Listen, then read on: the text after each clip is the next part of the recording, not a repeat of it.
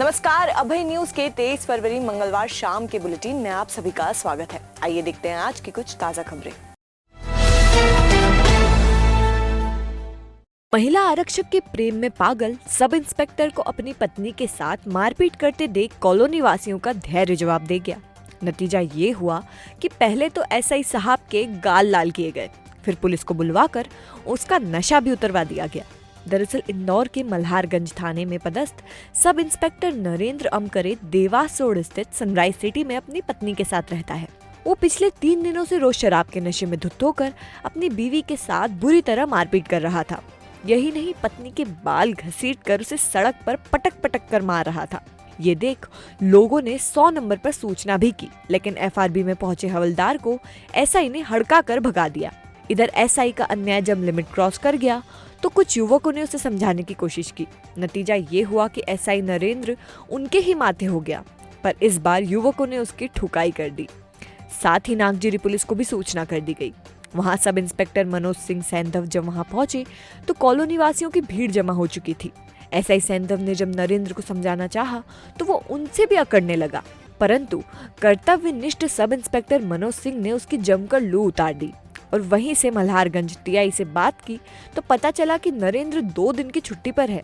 थाने से भी यही बताया गया कि नरेंद्र अक्सर ऊट-पटांग हरकतें करता है। फिलहाल नागजिरी पुलिस ने सब इंस्पेक्टर की पत्नी की तरफ से आवेदन ले लिया है। मर जाओ, मतलब चुपचाप मर जाओ। बचा लेंगे मारने से, इसलिए हम आए किसी खाने के लिए नहीं माने जहाँ हो सके वहाँ सब जगह शिकायत करो। एक औरत के चक्कर में बच्चों को सड़क पे ले आया ये आदमी, सिर्फ एक औरत के चक्कर में। वो रंजिता गोहे है कांस्टेबल, तू घर से बाहर निकल, उसके डर से ये हमको परेशान कर रहा है। शिकायत जब नौकरी नहीं लगी। अच्छा, रंजिता गोहे करके कांस्टेबल के चक्कर में ये करवा रहे हैं। हाँ जी बोलिए। भाई ये काय में परमिशन में आए हैं, छुट्टी में है, नंबर 1 में है, नंबर 2 में है, और अथा की दारू पी रखी और उसके बाद ये दारू पी रखी तो मैंने तो मतलब सादे में मार रहे हो रोड पे अपनी औरत को? मैंने किसको मारा भाई? हेलो, ये इतने सारे लोग ये खड़े होके बोल रहे हैं किसको मारा, इनसे पूछ लो किसको मारा, ये क्यों मारा या नहीं मारा, किसको मारा, किसको मारा? तुम आपकी वाइफ को मारा? इससे पूछ लो। मेरी वाइफ बोलते हैं, वो तो बोलेगी सही नहीं मारा। हाँ मारा है क्या तुम्हें? अभी मैंने ये आदमी मेरे भाइयों का आवेदन लेके जा रहा है भोपाल। हाँ देखो, अब देखो ये कह रहा घर से निकल है, बताओ ये आपके हाथ में कहाँ खून आया, कहाँ लगी आपके हाथ में? नहीं, मुझे कुछ नहीं, इस आदमी से मुझे डर है, मेरे घर वालों को भी डर है इससे। ये तो इसका ये रखे नहीं रखे वो तो बात की बात है, ये धमकी दे रहा है और मैं इसलिए वो मैं बताता तुम्हें। चलो अभी तुम चलो, आप कंप्लेन करो। आप किस तरह से बात करते हैं? चलो मैंने क्या कराया तो आप बैठो। क्या हुआ? कौन जाना चाह रहे हैं? देखो तो छुट्टी में फिर वर्दी कंप्लेन की थी ना सर थाने पे? भैया 3 दिन से कर की थी ना दीदी आपने? 3 दिन हो गए भाई। नहीं ठीक है हम वो बता दिया इनके, मैंने इंदौर में टीआई साहब वगैरह इनके एडिशनल सर को बता दिया मैंने। ठीक है, कार्रवाई पत्नी का बेटर था, अपन 2 दिन से देख भी रहे थे। चलो ठीक है मेरे बच्चे दीदी, आप कोर्ट में लगा दो इनके खिलाफ केस। तो ये इस आदमी की फिर नौकरी नहीं रहेगी तो किस पे केस लगाऊंगी? हैं? वो तो छूट जाएगा, फ्री हो जाएगा वो। यदि आपको मार डालेगा तो क्या करेंगे आप? ये साइको हो गया, कुछ कर दिया इसने, मार डाला तो क्या करेंगे? कौन मार देगा? वही तो डरा रहे तुम्हारी हरकतें इस तरह की, पूरे मोहल्ले वाले लोग क्या कर रहा हूँ मैं? तो मारपीट कर रहे हो इनसे? किससे मारपीट करी? तुम्हारी पत्नी मेरी कौन? वो बोलने मारपीट करी उससे मैंने। नहीं तो उसको क्या डराओगे क्या हमारे सामने? तुम इतनी चिल्ला के बोलोगे अंदर है ना, इतना तेज आवाज में बात करो, मेरी तेज आवाज तुम समझ गए।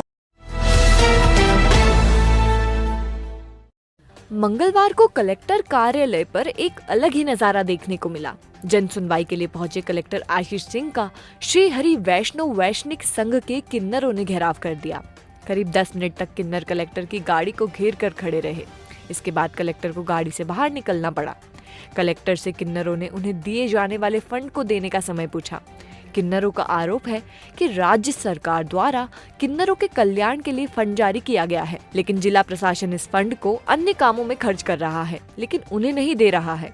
4 फरवरी को 70,000 रुपए देने के लिए कलेक्टर ने आश्वासन दिया था, लेकिन तब से लेकर अब तक 1 रुपया भी नहीं दिया गया है।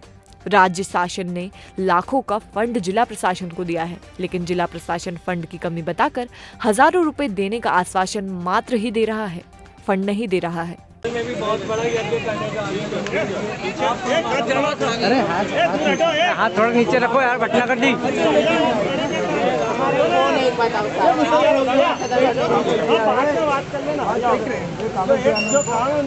और इन लोगों को पीछे करो, पीछे आप लोग पीछे हटो, उधर पीछे हटो एकदम उधर। मैंने लिख दिया उसी दिन आपको भुगतान दिया जाएगा, ठीक है। इस पे सील लगवा लीजिए कि कहाँ है वो भुगतान दिया जाए, कब जाए वो तो 1 साल पे डिपेंड कर देगा। फिर 1 साल तक कौन पीछे घूमेगा फिर? कौन है श्रीकांत? पिछले महीने वर्कशॉप थी श्री हरि वैश्विक वैष्णव संघ की 3 दिन की 14, 15, 16 जनवरी की। उसमें किन्नर के नाम का फ़ंड आता है जिसके लिए हम पहले कलेक्टर जी से मिलने आए थे, और 2 लाख रुपए का फ़ंड आता है जिसमें हमारे लिए 70,000 रुपये सेंक्शन किए गए थे। बट वो 70,000 अभी नहीं आए। जो इनके पंथारी जी हैं वो पीछे उन्होंने कहा कि 4 फरवरी को फ़ंड आ गया है, बट हमें अभी तक क्यों नहीं मिला। हमें तो कहा गया था कि जैसे ही फ़ंड आएगा वैसे ही देंगे, और आज भी कलेक्टर जी ने हमें लिख के दिया जब फ़ंड आ जाएगा तब वो देंगे, पर किस दिन फ़ंड आएगा वो कोई डेट भी तो होती है। अगर गवर्नमेंट के घर से अगर पैसा आता है तो ये बिना डेट के तो आता नहीं है। तो हमें ये डेट दे दीजिए या हमें फ़ंड दे दीजिए जिसके लिए हम आए हैं। हम भी आज अपने आश्रम से निकले हैं तो ये सोच के निकले हैं कि हम फ़ंड लेकर जाएंगे।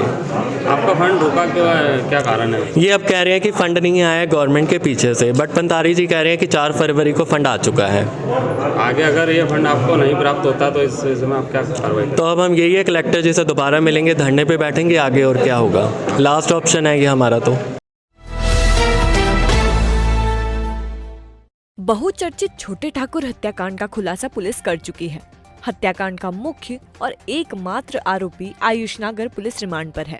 मंगलवार को नानाखेड़ा थाना पुलिस आयुष को लेकर 2 तालाब पहुंची, जहां छोटे ठाकुर के मोबाइल को गोताखोर की मदद से ढूंढने का प्रयास किया गया। हालांकि मोबाइल फिलहाल नहीं मिला है।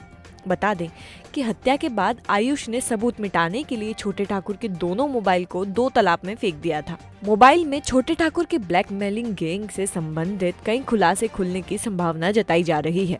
इसके साथ ही आयुष का अश्लील वीडियो भी छोटे ठाकुर के मोबाइल में ही है, जिसके चलते इस केस में मोबाइल की अहम भूमिका है।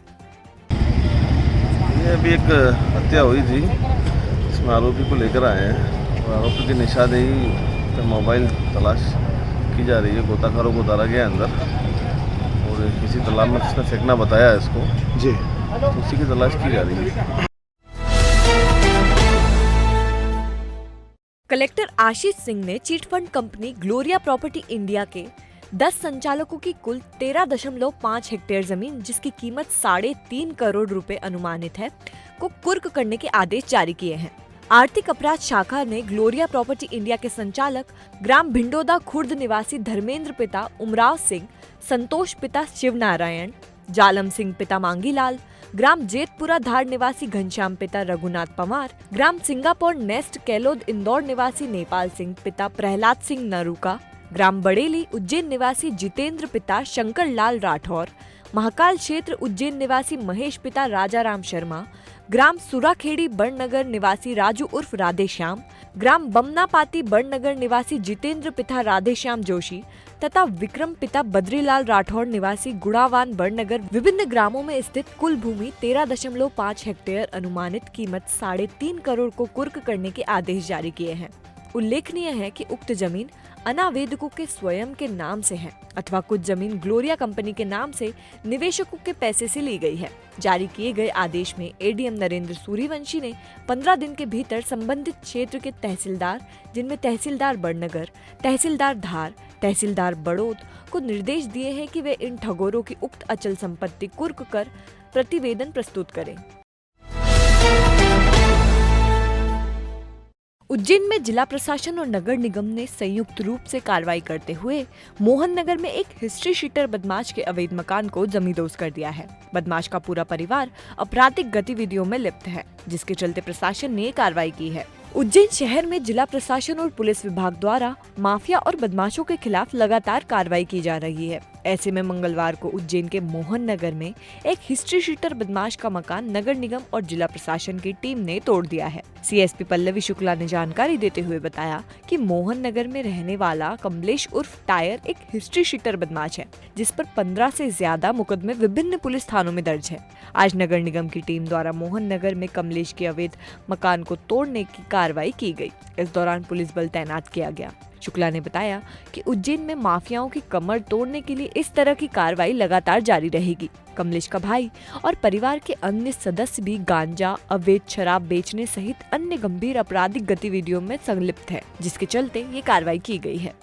इसके बाद टीम ने मोहन नगर के ही एक और बदमाश चेतन सूर्या और राजा सूर्या के अवैध मकान की तरफ रुख किया। भारी पुलिस बल के बीच बदमाश भाइयों के अवैध आशियाने को तोड़ा गया। चेतन और राजा पर करीब 2 दर्जन से अधिक गंभीर अपराध दर्ज हैं। चिमनगंज, जिवाजीगंज, कोतवाली और देवास गेट के ये हिस्ट्री शीटर बदमाश हैं। इनका आतंक इतना है कि ये आए दिन शराब के नशे में राह चलते लोगों के साथ मारपीट करते हैं, लेकिन कोई इनके खिलाफ मुंह तक नहीं खोलता, जिसके चलते पुलिस की टेढ़ी निगाह इन बदमाश भाइयों पर पड़ी और अवैध कमाई से बनाए गए बेईमानी के आशियाने को जमींदोज कर दिया गया। आज भूमाफिया गुंडा अभियान को आगे बढ़ाते हुए थाना चिमनगंज क्षेत्र के अंतर्गत 2 गुंडों के मकानों पर कार्रवाई की जा रही है, जो कि अवैध है, किसी में नक्शा पास नहीं और जिसके कारण नगर निगम द्वारा कार्रवाई की गई है। पहली कार्रवाई हुई है कमलेश टायर और उसका भाई है बाबू टायर। दोनों के विरुद्ध गंभीर धाराओं में अपराध पंजीबद्ध है, जैसे हत्या का प्रयास और हत्या, अड़ीबाजी, हफ्ता वसूली। उनके ऊपर कार्रवाई करी गई है, जिसके अंदर कमलेश पे कुल 15 अपराध पंजीबद्ध है और बाबू टायर के ऊपर 7 अपराध पंजीबद्ध है। दूसरी कार्रवाई शिव शक्ति नगर है, चेतन सूर्या, महेश सूर्या, जिनके ऊपर भी दोनों बाप बेटे के ऊपर लगभग दर्जन से ऊपर अपराध पंजीबद्ध है। आज इन दोनों पे कार्रवाई की गई है।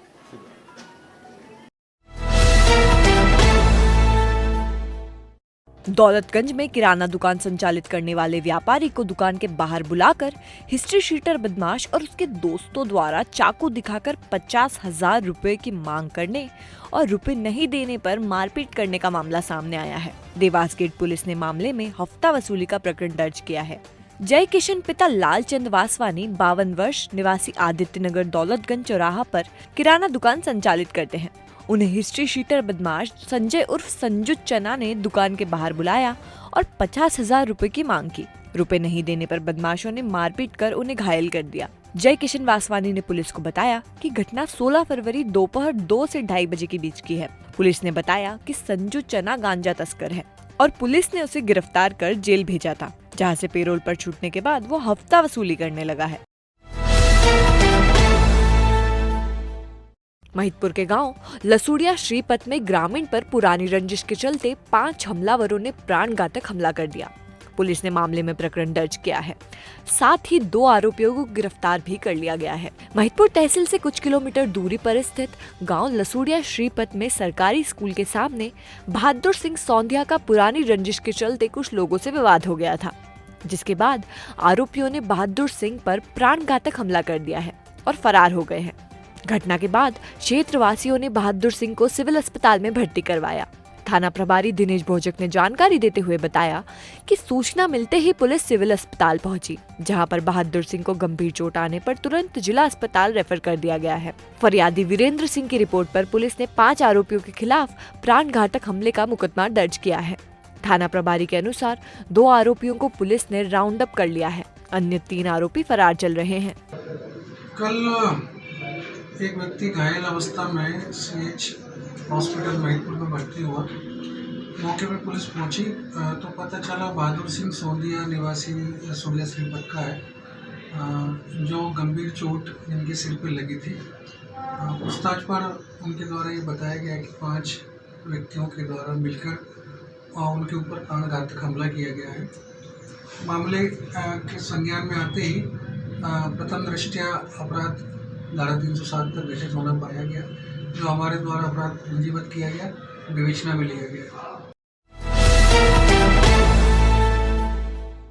महिदपुर के ग्राम खरेलिया मानपुर में कुछ दिनों पहले एक निर्दोष व्यक्ति ललित नाथ योगी की दर्दनाक हत्या कर दी गई थी, जिसको लेकर आज उनके परिवार, ग्रामवासी और नाथ संप्रदाय के लोग फ्रीगंज से SP कार्यालय तक पैदल नारे लगाते हुए पहुंचे, जहां उन्होंने पुलिस अधीक्षक सत्येंद्र कुमार शुक्ल के सामने अपनी पीड़ा बताते हुए न्याय की गुहार लगाई।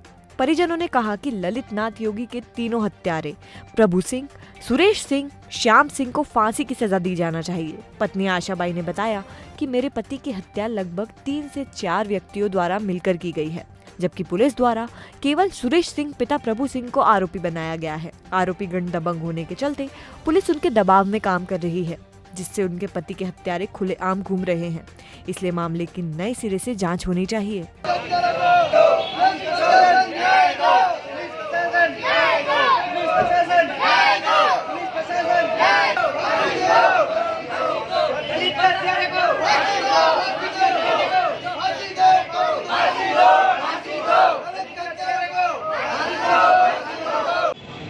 हमारा जिला आगर है और ये घटना हुई है उज्जैन जिले में। हमारे पास में है, बीच में कालीसिंह नदी है। जैसी घटना हमने सुनी है, जिनके बाद में हम 1 घंटा में उस घटना के पास पहुंच गए। तो हमने सुना कि ललित को जो है सुरेश सिंह ने मारा, उसका भाई और उसका पिता प्रभु सिंह, तीनों ने मिलकर मारा। और सुरेश सिंह काटने में था, दांतला से उसको काटा और दोनों बाप बेटा दोनों साइड में खड़े थे। तो जिस टाइम पर जो शुरू आदमी आए, उस आदमी ने एक को देखा कि एक ने मारा, जिनके बाद में उसने आवाज़ दी कि पहुंच जा रहे ललित को मार रहे। तो जो साइड के लोग थे वो पीछे से आए, उनने साइड के देखे, पहले आए उनने एक देखे। तो आप लोगों ने अब ऐसे बोले कि उनकी सज़ा होगा, पर सज़ा का कारण है, सज़ा 6 महीना की भी होती है, सज़ा 20 साल की भी होती है और सज़ा उम्र कैद भी होती है। आप क्या चाहते हैं? हम ये चाहते हैं कि उसकी उम्र कैद होना या उसकी फांसी होना।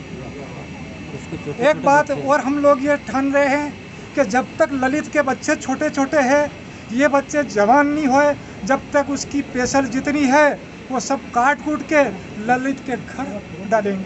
इस घटना को कितने लोगों ने अंजाम दिया? कितने लोग थे इस घटना को? आपका नाम बताओ। मुख्यमंत्री शिवराज सिंह चौहान ने मंगलवार को कन्नौत खातेगांव विधायक आशीष शर्मा के कन्नौत निवास पहुंचकर विधायक के अंकल सत्यनारायण शर्मा के निधन पर शोक व्यक्त किया और उनके चित्र पर पुष्प अर्पित कर श्रद्धांजलि दी। इस मौके पर राजीव खंडेलवाल, कृष्णकांत मीणा, विजय गुर्जर, वीरेंद्र राजावत, दीपक अग्रवाल, कैलाश कुंडल सहित अन्य जनप्रतिनिधि, प्रभारी commissioner Mal Singh, ADG doctor Yogesh Deshmukh, collector Chandramouli Shukla, SP doctor Shivdayal Singh सहित अन्य अधिकारी उपस्थित थे। उज्जैन शहर के प्रतिभाशाली युवा जो चाहते हैं डांस की दुनिया में अपना करियर बनाना, तो चले आइए ओशियन डांस क्लास। हमारे द्वारा आपको popping, lyrical, urban, jazz, contemporary, b boying, robotic, classical, belly dance जैसे सभी प्रोफेशनल फॉर्म सिखाए जाते हैं। इसके अलावा event management, annual function, reality show की कोरियोग्राफी भी कराई जाती है। साथ ही डिप्लोमा कोर्स, मास्टर कोर्स और भी अन्य प्रकार के कोर्स कराए जाते हैं। हमारा पता फ्रीगंज दवा बाजार, डी ब्लॉक, 2री मंजिल, हॉल नंबर X5।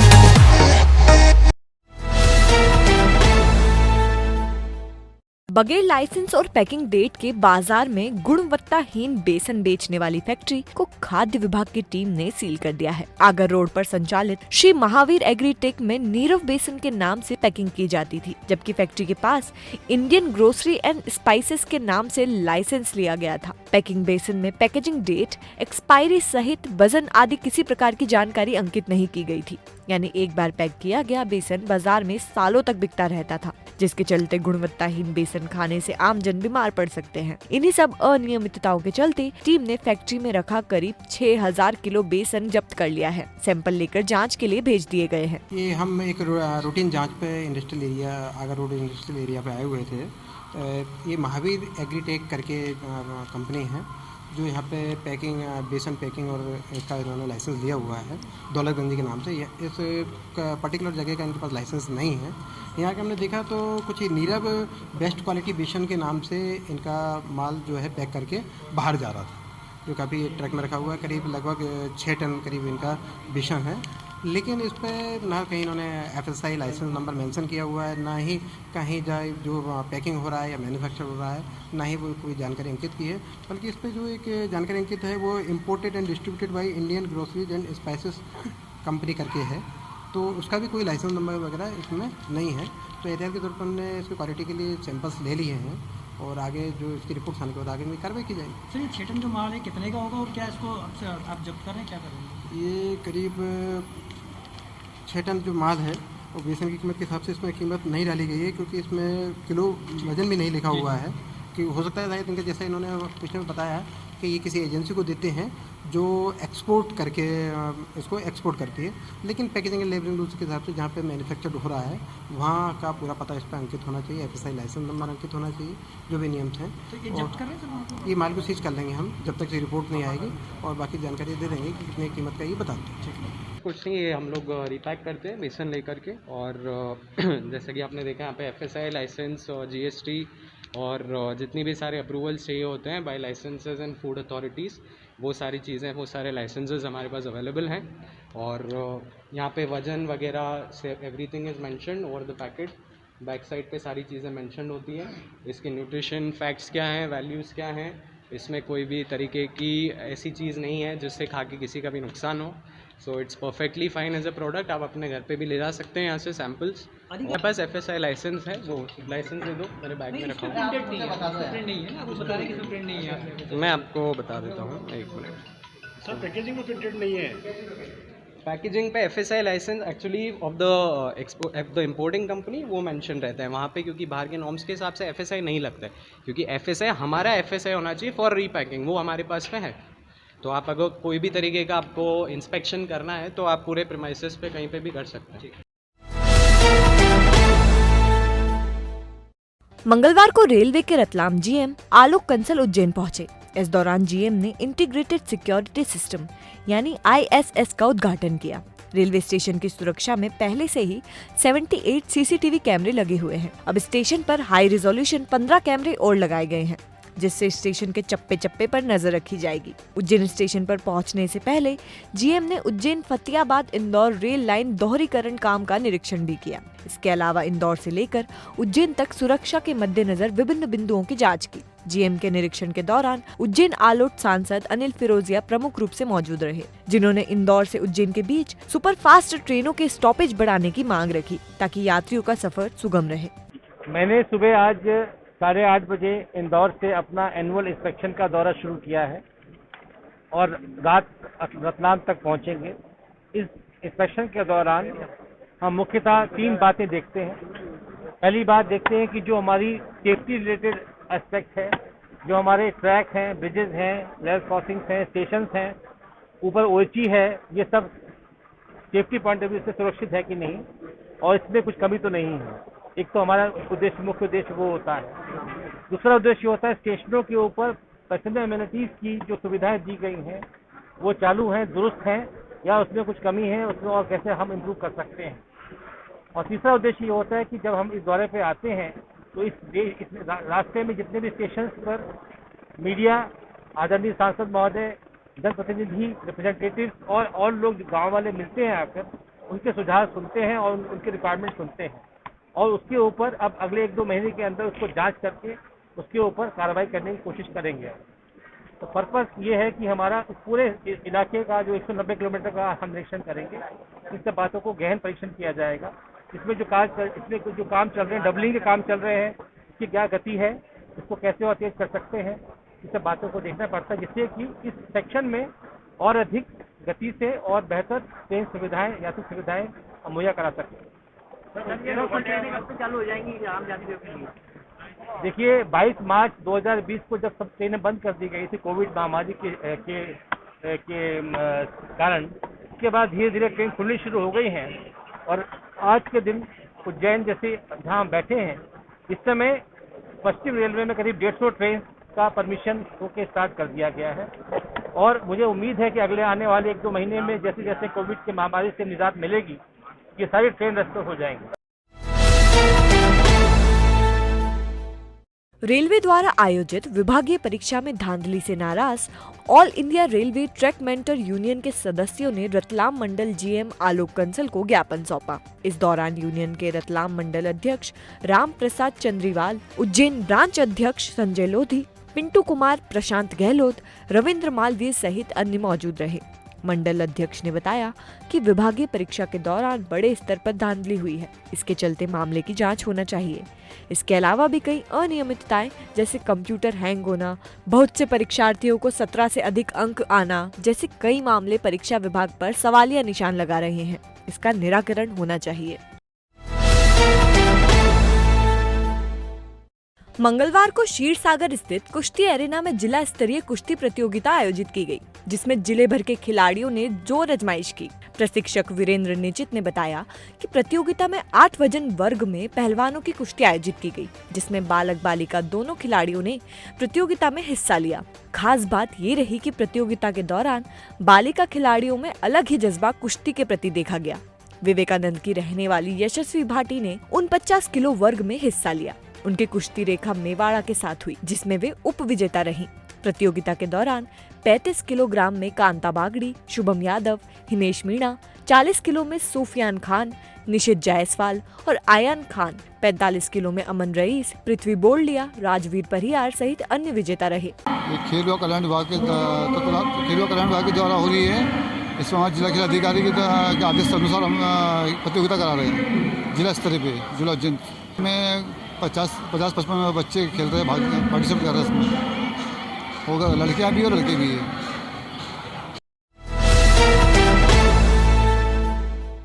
खबरें दे दनादन के प्रायोजक है आरके क्लब एवेन्यू। सभी सुख सुविधाओं से लैस, फिर भी आपके बजट में आपका अपना आशियाना। सोमवार को बड़नगर रोड पर बस और ट्रक की टक्कर में घायल बिजली विभाग में मजदूर बड़नगर निवासी ईश्वर परमार जिला अस्पताल में भर्ती है, लेकिन इलाज के नाम पर अब तक कोई डॉक्टर उसे देखने नहीं आया है। बालाजी फास्ट फैट निर्माता मोहित एरन पर चिमनगंज मंडी थाने में प्रकरण दर्ज किया गया है। अमानक खाद्य बनाने और बेचने के चलते ये कार्रवाई की गई है। पंजीयन की तिथि बढ़ा दी गई है। किसान अब समर्थन मूल्य पर उपज बेचने के लिए 25 फरवरी तक पंजीयन करवा सकेंगे। धन्वंतरी महाविद्यालय में मंगलवार को चिकित्सा शिविर का आयोजन किया गया, जिसमें बड़ी संख्या में आमजन ने स्वास्थ्य लाभ लिया। उज्जैन इंदौर संभाग के लिए महू में अगले महीने से 20 से 30 फरवरी तक सेना भर्ती आयोजित की जाएगी।